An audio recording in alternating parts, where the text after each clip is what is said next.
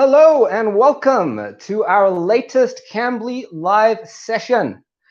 If you guys can hear me and see me, send us a hello. Tell us where you are watching from. We want to know all the different places. We want to say hello. So I want to see a lot of things coming through here. I see already a hi France, a hi from Japan. Yes, send more. Another one from Japan. So those of you who don't know, I am teacher Darryl. I am a tutor here on Cambly. I see some more coming here. India, Saudi Arabia. We're very happy all of you are with us today. A big welcome and an even bigger welcome to people that are joining us for the first time. To those of you who don't know what Cambly is a one-on-one platform where you can work on your English, anything you want to work on, whether it's IELTS preparation or anything else. I'll explain a bit more later. It's a great place to learn English. I see more from Pakistan, Azerbaijan. Excellent. All right, welcome everybody. Now, what is today's live session about? We are looking at IELTS speaking techniques. Now, there is a previous live session where we looked at things in general. Today, we are looking at specifics for speaking.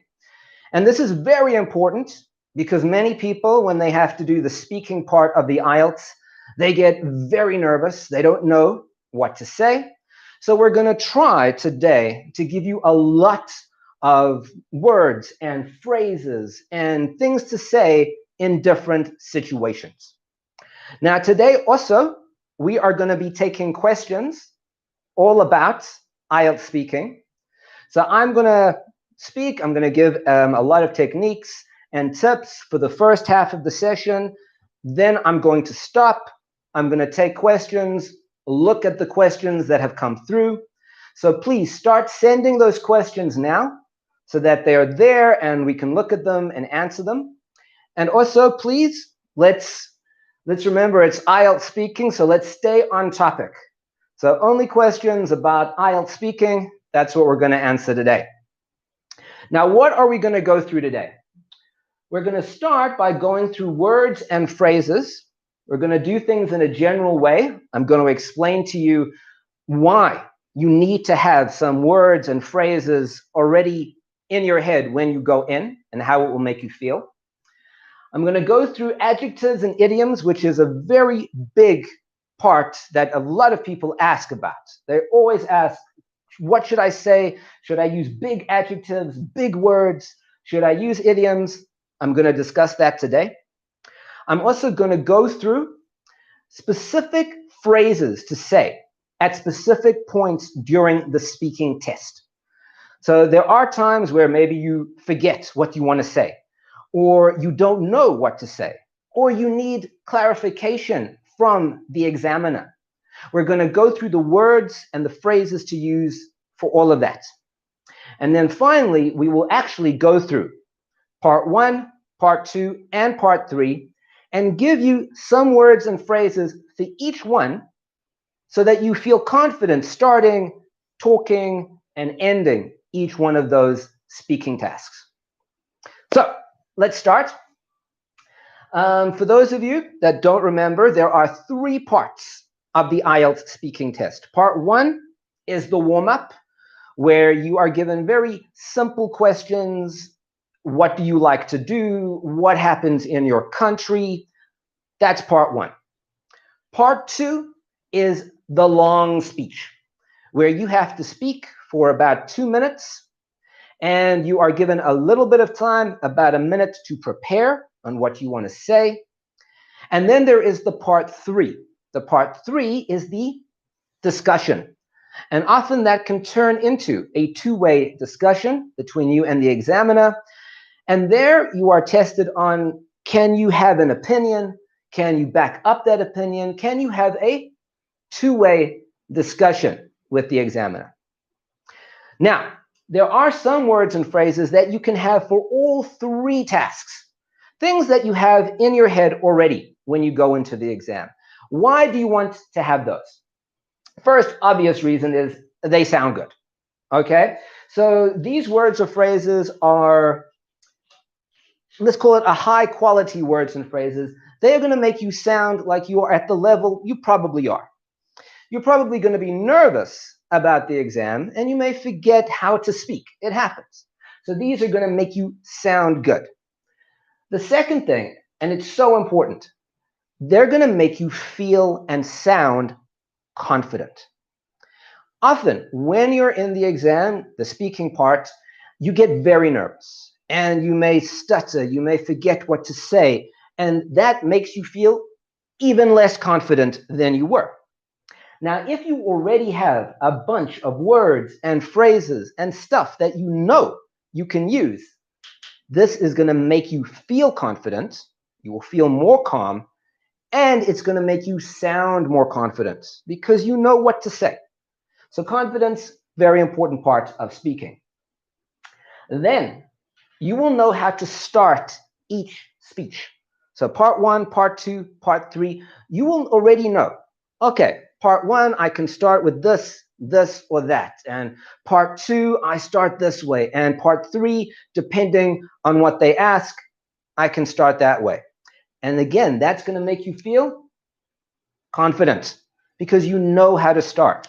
Again, a lot of nerves enter the speaking part and people forget how to start. They start in the middle of a sentence and they feel bad after that. So you will know how to start each part of the speech. And it will help you organize your thoughts and remember what to say. I'm going to go through later on a framework, especially for the part 2 and the part 3, that if you keep in your head, you're going to know what to say and you're going to remember all the things you should say. Again, because of the nerves and the speaking and looking at the examiner, you often forget all the things you should say. If you already have the framework and all those words and phrases, you will remember everything. And the final reason is you can have variety when you speak. So when you speak, you don't want to say the same things over and over again and start each sentence in the same way and introduce every example in the same way. That can even sometimes work against you. So you want to have as much variety as you can when you speak. That's going to help you a lot. So those are the reasons why you want to know these. Then let's start with these words and phrases. Now, the first thing that people often ask about is big words, adjectives or big words. Should I use them in the exam? Will I get a better band or a worse band? Now, adjectives can be very good, and using good, proper, big words can actually help make you sound, again, like you know what you're talking about and can help you get a higher band sometimes. The problem is, and I have seen this many times, is that students will use a big word, but they won't use it correctly. So they have found a big word somewhere or an idiom, and they are using it incorrectly. And that works against you. As soon as you are using a big word or an idiom in the wrong way, now you don't sound like you know what you are saying. So when you're using any adjective or any idiom, you have to make sure that you're using the right kind. Now, what I like to do is to tell you to prepare different adjectives for general words. So let's take a look at these, and then we're going to go through some of those adjectives. So the general words are good, bad, big, small, and very. And you could do this technique for other things as well. Obviously, there are many general adjectives. I've chosen these because they are the most used things. You will always be able to use the word good or the word bad, or something was big, or a feeling was big, or something was small, or something was very. So you don't want to use those because they are the simple words. And I know you want to use something bigger. So I'm going to give you a couple of good adjectives, synonyms for each one of these that you can use and keep in your head. And then those are the ones you're going to use. You don't have to worry in the exam about what am I going to say? What adjective am I going to use? Well, these are the words you're going to keep. And whatever comes up, you can use the word bad or good or its synonym. So let's look. For good, again, I want to use words that are general. There are some that you're going to know already, like fantastic. Don't forget about that. Fantastic and amazing. These are simple words, but they're still bigger and more impressive than good. I want to give you another one as well that I've prepared over here. Let me just get my notes. Another great word, and I'm going to write it down over here, is the word exceptional. Exceptional. It's like very, very good. And it's a nice high-class word. So food can be exceptional. The car can be exceptional. A person can be exceptional. And just by using that kind of word as an adjective, you already make yourself sound better in a speech. So we've got fantastic, amazing, exceptional. I'm going to put two more. We've got marvelous, just because these words you may not have come across before.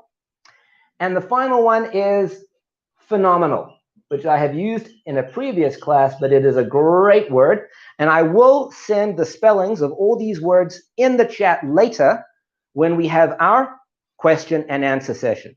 So don't worry if you're not getting the spellings now. I will send all the spellings in the chat. So these are our words for good.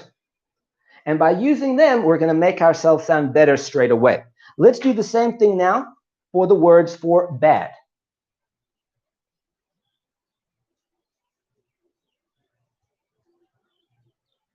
So again, let's be general. Let's use words that can be used for anything. So obvious words are terrible, horrible, and another favorite of mine, horrendous.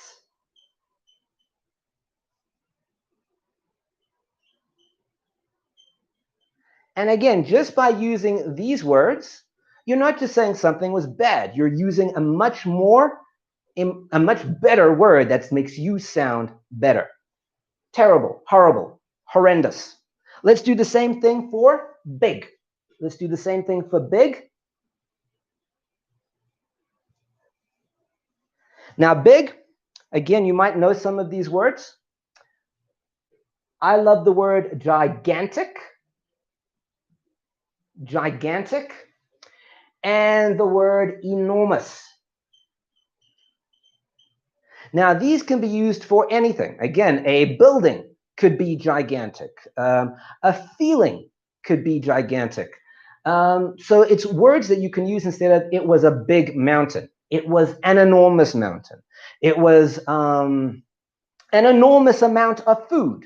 Instead of saying it was a lot of food, it was an enormous amount of food. So good adjective, and again, makes you sound better straight away. Let's do the same thing for small.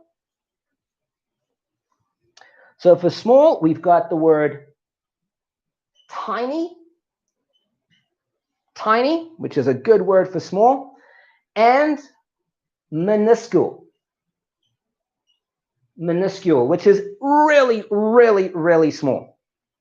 Now, this makes me think of, again, an important thing to realize. When you do this, if you go and look up other words that are similar because you want to use this technique, make sure you check the definition of those words.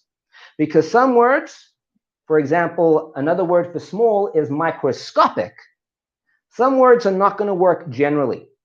So if you use this technique and you make your own adjective list, make sure the words are general and they can be used almost anywhere. The final one we're going to do is very. The final one, very. And what is another word for very? We could say extremely or exceedingly.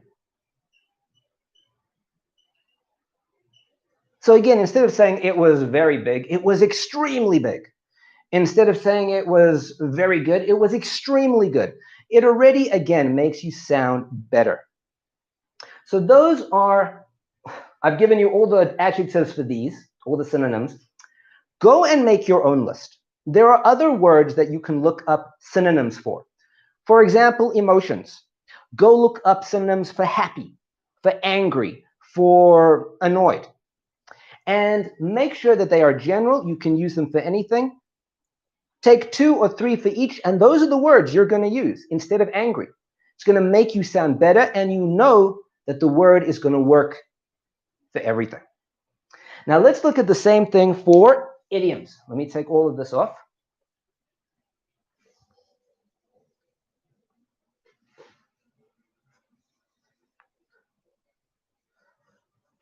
Now, idioms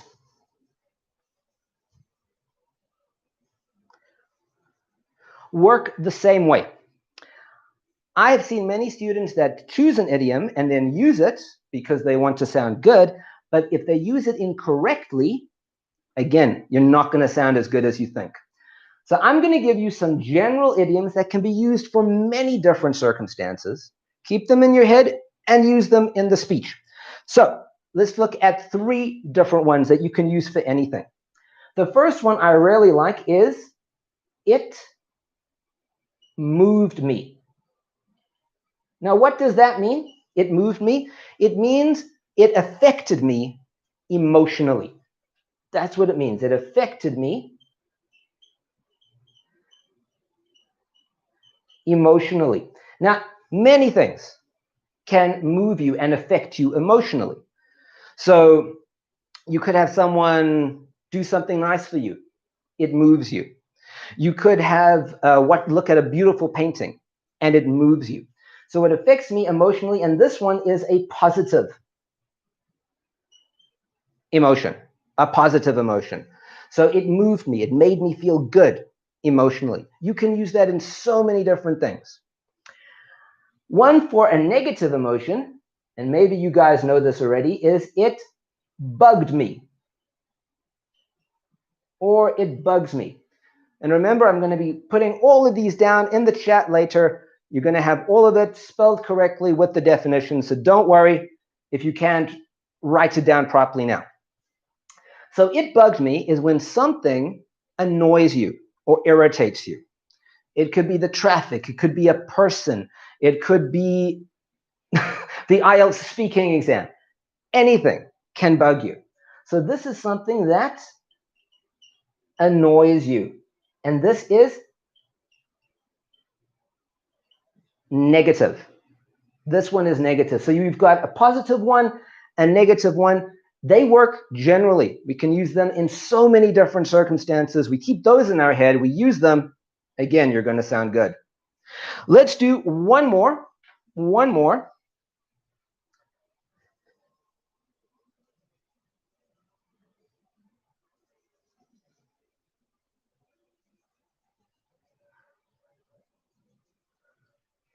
Final one we're going to do is up in the air.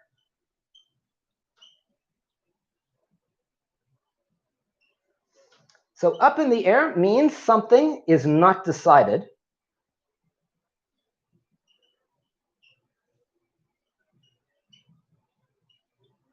And that could be anything.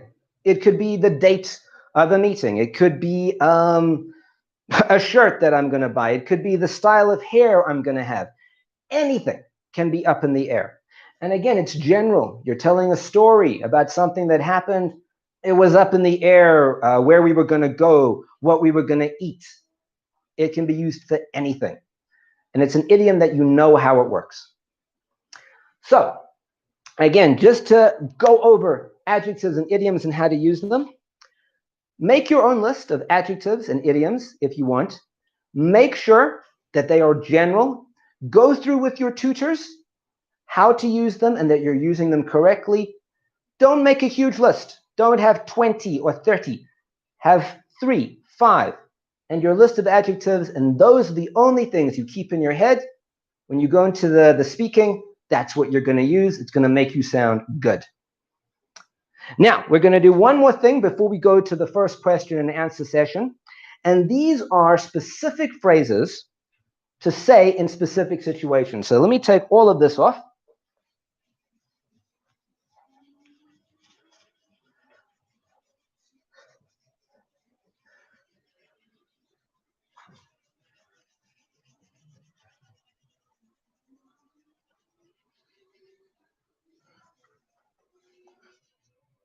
Now, the first situation that can often come up is you forget what you were going to say. You get tongue-tied. You're talking about something and you've lost that sentence. You've hit that wall. You don't know what to say anymore. And you start to feel very nervous. How do you recover? So let's write down what this example is for. It's for when you forget what to say.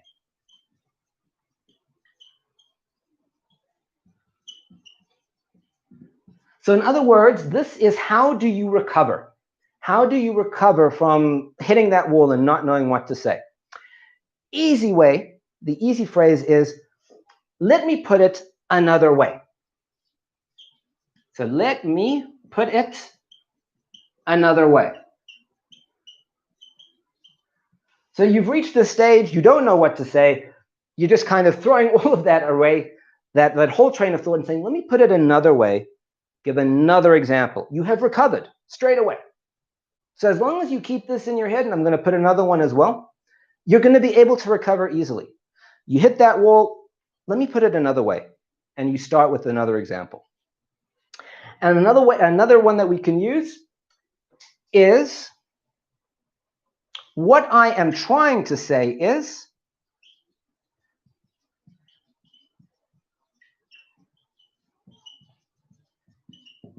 so again, you have recovered straight away. Everything that came before, don't worry about all those mistakes and losing your train of thought. You go straight away into explaining it again. So it's a very good thing to have in your head to know you can recover from a mistake. Then let's look at what to say if you need some extra information. Often in the part 3, you may not understand the question that they are asking, or the discussion may go a place that you're not comfortable with. You don't know what they're saying. So you have to know what to ask to get that information. So let's look at that as well.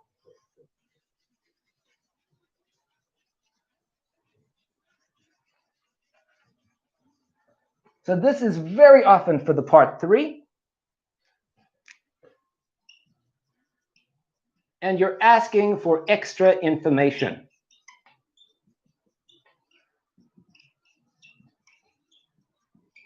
So what can you say? You can ask the examiner, what do you mean by that?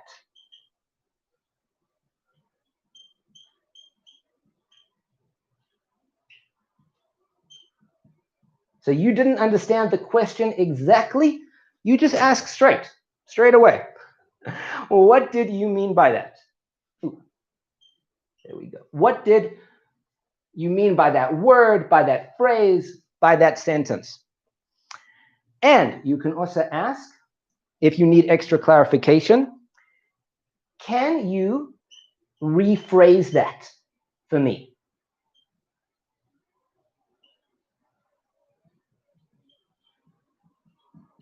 Can you rephrase that? So there's a question, you didn't understand it, you're asking the examiner to put it in another way so that you can understand it. Can you rephrase it for me?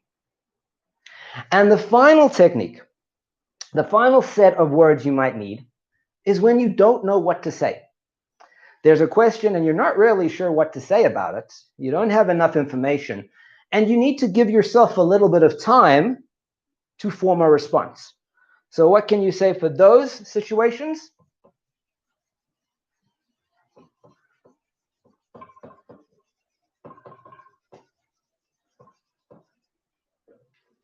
So when you don't know what to say,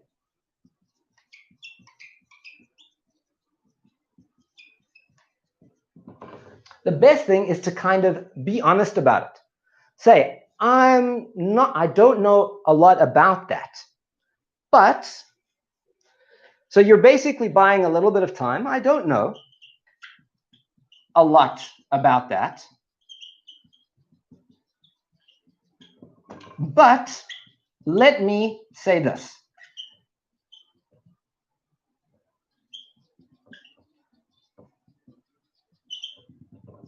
So it gives you a little bit of time to organize your thoughts and to be honest with the examiner that I'm not really sure about this. I don't have a lot of information. But let me say this. By that time, you will have a response ready. All right, so we've already done quite a lot. I want to go now to the chat to answer any questions that we have. So give me a second to look at the chat here. So let's see, what questions do we have here?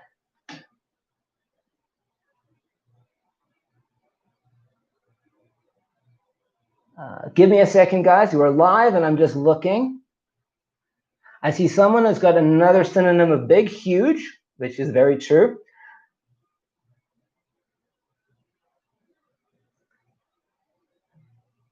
All right, I see one question, which is how long to speak for each of the different parts.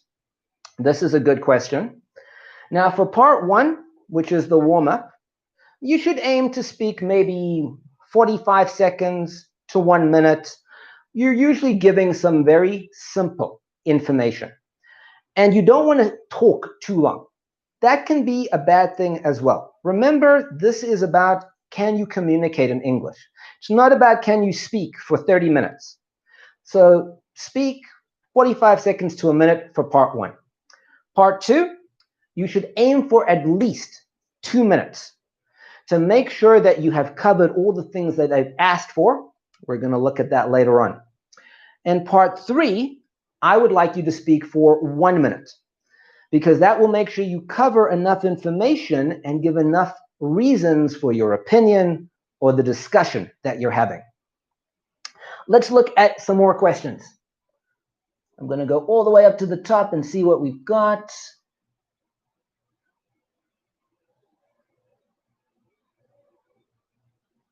Someone said, can I say quite in spite of very? So let me write that down. Quite in spite of very. Now, this is a good example of what I said before.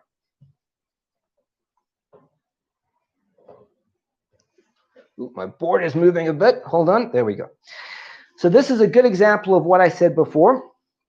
You can have other words as well, as long as you make sure that they make sense. Now here, quite can make sense. You can say it was quite good. It was quite nice. It can be used for very, but make sure that you've practiced it enough and used it in the correct situations. So yes, that you can use. What other questions do we have here?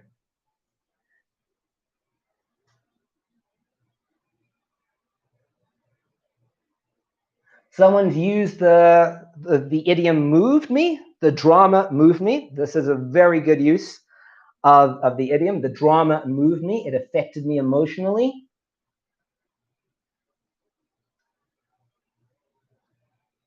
All right, I see another question here, which is, does pronunciation and accent count? So this is another question that many people ask. Is my accent going to count against me when I'm answering? So the easy answer is no. Everyone has an accent. Doesn't matter if you're an English native speaker or not. What's important is pronunciation to a degree. I don't think you need to go and change every word that you say to get a better band. But certain pronunciation rules you need to follow, and they can help you to increase your fluency. One thing that often happens, that I've seen a lot with many people's pronunciation, is they drop the last letter or the last sound of a word. And then suddenly the words don't always make sense.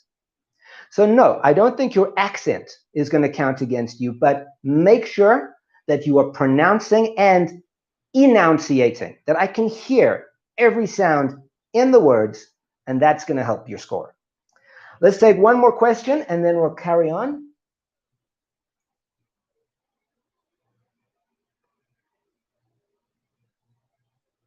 I see someone has asked here, how can we create a compound adjective? So this is a different kind of adjective, all right? We don't want to have we can have a list of adjectives, But I would prefer, when you speak, that you keep with one adjective at a time so you don't end up with a long, long sentence. And then sometimes you forget where you started from. So compound adjectives are good. Don't go more than 2 or 3 adjectives at a time, and keep it short and make sure you remember where you are in the sentence. All right, I think now we're going to carry on.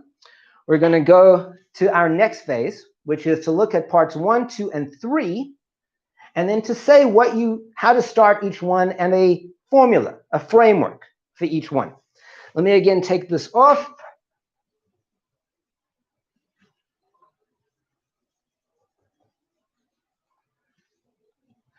Oh, and please, someone send me a message later. I will write down all the words and all the spellings in our final chat if they're not up there already.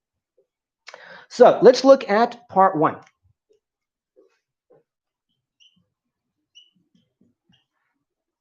Now, part 1, like we said, is the warm-up. It's the general questions. Questions like, what do you like to do? Or what do people like to do in your country? What do people do in your hometown? What jobs do people have? So it's very simple questions. So what I'm going to give you is a set of simple, general ways to start, because that's the part that everyone gets confused about. How do I start speaking? So if you are asked, what do you like? Then you simply start with, I like, or I am fond of, or I am keen on,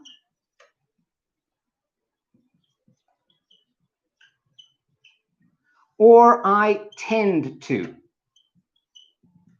That gets you straight away into what you want to say. And again, these are nice phrases, make you feel confident, and they sound good. That's how people speak. Then an easy general one is, as an answer to that,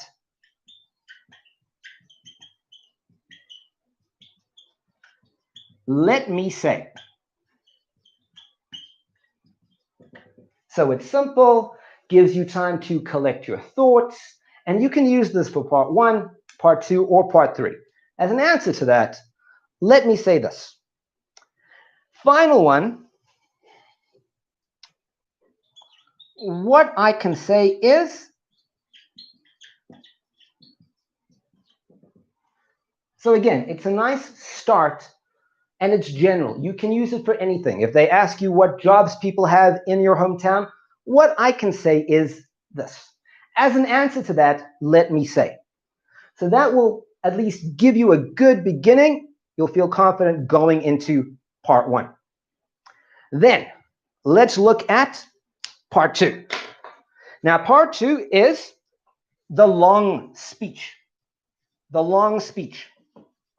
They are going to give you about 1 minute to think about what you want to say. And what are the kinds of questions that you're going to get? You're going to get questions like, describe a special journey you've been on. Describe a special place you've been to. Describe a special person in your family. So it's usually about something that's happened to you or somewhere you've been, and something really good, like a good memory. Sometimes it can be an unpleasant memory that they want you to talk about, but that's what the thing is. It's not an opinion, and it's not whether you need to agree. It's you need to describe something. Now, the important thing about part 2 that you need to remember is to give them what they ask for.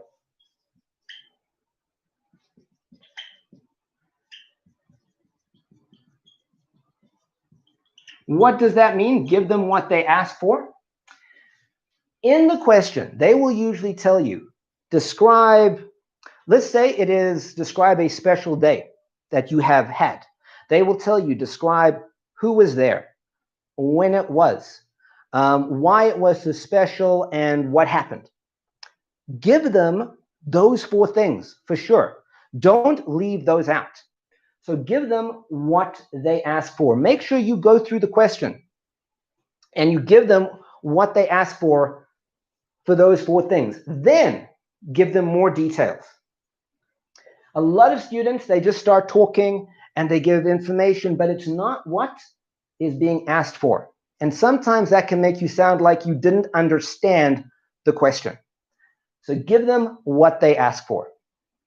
And then also look at part 2 as an essay. Have a little introduction. Have a few examples.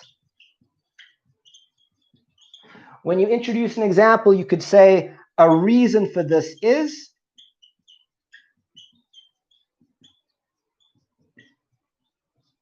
So have several examples and then have a conclusion. This is the framework for part 2. Knowing it and thinking about it and having it in your head will make you feel much more confident for the part 2s. So you start with the introduction. You can sometimes restate the question. It was a special day because, or on this day, this happened. And then give examples on why it was special, who was there, what they asked for, a reason for this, why it was special is, the person that was there is, the people that were there are the following. And then give a conclusion. So because of all that, this was a very special day for me. So this framework will make you feel confident and also make sure you don't forget to give them what they need and don't forget to speak correctly for the part 2. And then finally, let's get on to part 3.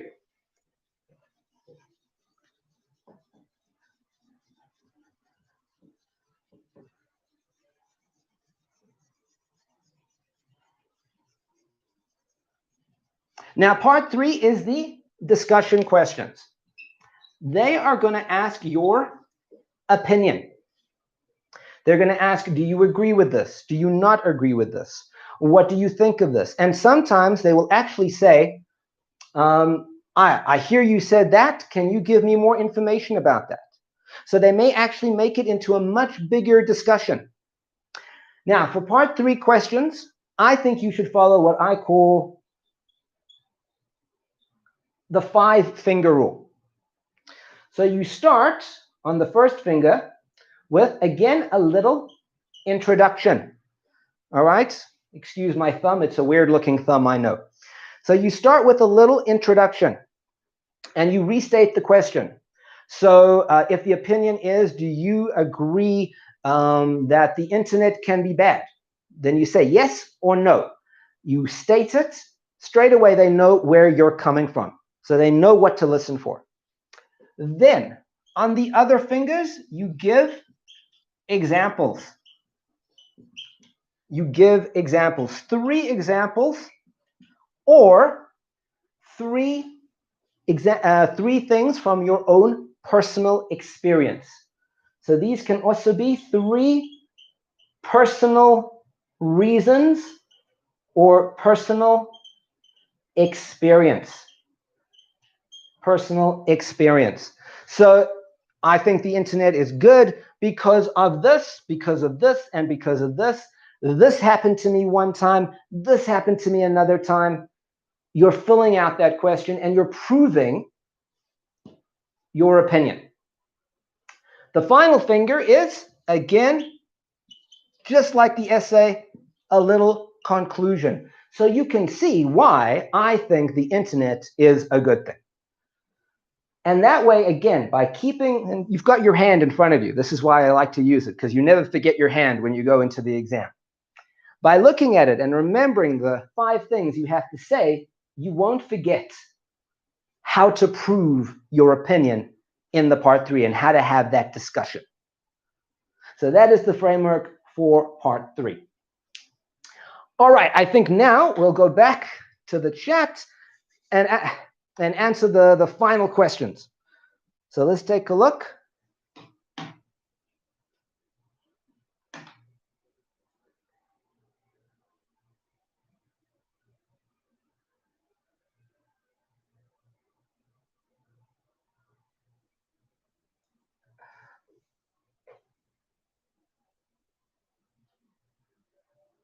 All right, just give me a second while I read through.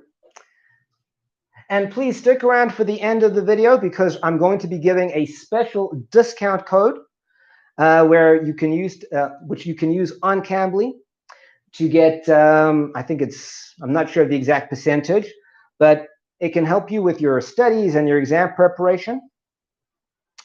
Let's just take a look.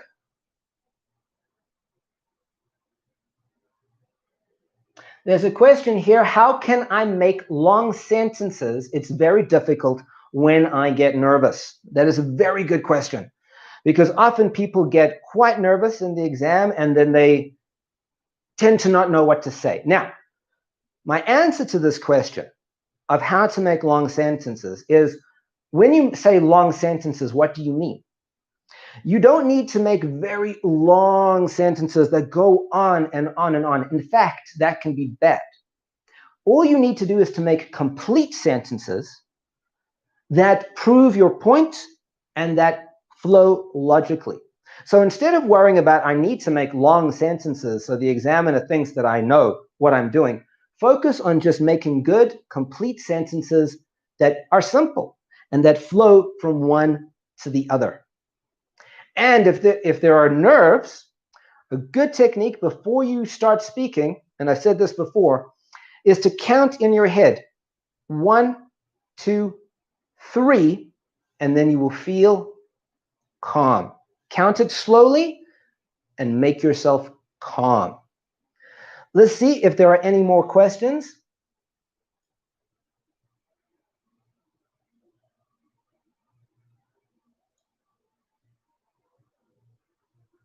There's a question here. What about the accent or vocabulary? I mean, American or British English? Now, that's a good question because there are sometimes different words in American and British English. But as long as it makes sense, your examiner is going to be okay with it. So you can use, for instance, the word chips has different meanings in British and American English. But as long as the way you're using it makes sense, you're going to be fine. So don't worry about that. Let's look at this. Any other questions?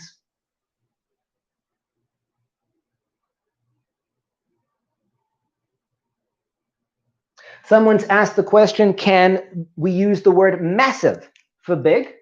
And yes, that is a very good example of the adjective, of a synonym for big, massive.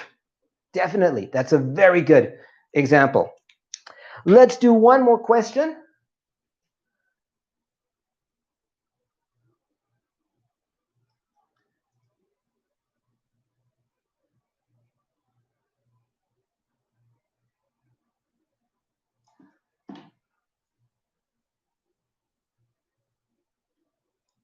There's one question here. How can we speak for longer? How can we make sure that we speak for the right amount of time? Which is a good question as well.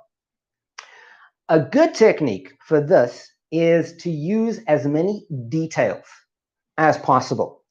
So details could be the weather. It could be what people were wearing. It could be how you got from one place to another. Was it a car? Was it walking? Details can give you lots more to speak about, and they can actually give you time to think of more things to say. And good details are also about emotions. How did you feel? Why did you feel that way? That can make sure you speak for as much time as you need. All right, I'm going to just go through the chat and make sure that all of our words have been written in the chat so that you have all the adjectives and all the synonyms. Let me just type them up. I'm going to just type in our synonyms for good so that you have them. So good was fantastic, and it was, let me just check my notes there, exceptional and phenomenal. And then we had bad. Bad was terrible and horrible and horrendous. Big was enormous. gigantic, immense even.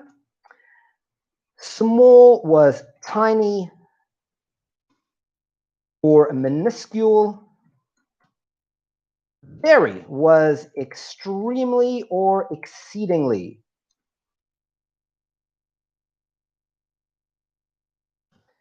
And the idioms that we did, we had up in the air, which is when something is not decided. We had it moved me, which is when you are emotionally moved in a positive way. So you are emotionally affected in a positive way. And we had something bugged me, which means it affected me negatively. It annoyed me. All right. So that's the end of our lesson. What I want to say now is that we at Cambly have just launched a brand new course all about IELTS. There's an IELTS speaking and an IELTS reading and an IELTS writing. I see a lot of questions here are about the other parts of the IELTS.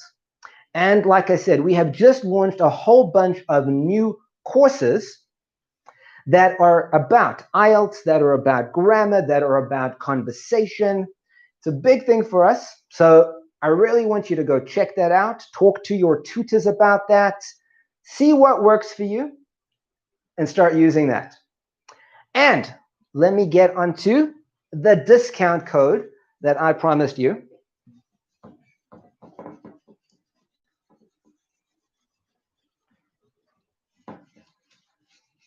So the discount code is very, very easy. Speaking. So if you go to Cambly and use the discount code speaking, you can get a big discount, big percentage off. Go take a look. And if you want to have any more classes with me for IELTS or grammar or vocabulary or anything, there should be a link in the description, in the chat. You can go take a look. And I think that's the end. Thank you so much for joining us here today. I hope everyone is staying safe and keeping well. We here at Cambly are very happy to help you as much as we can. And like I said, go take a look at Cambly, take a look at our courses, take a look at the discount code. And until we see you in another class, bye for now.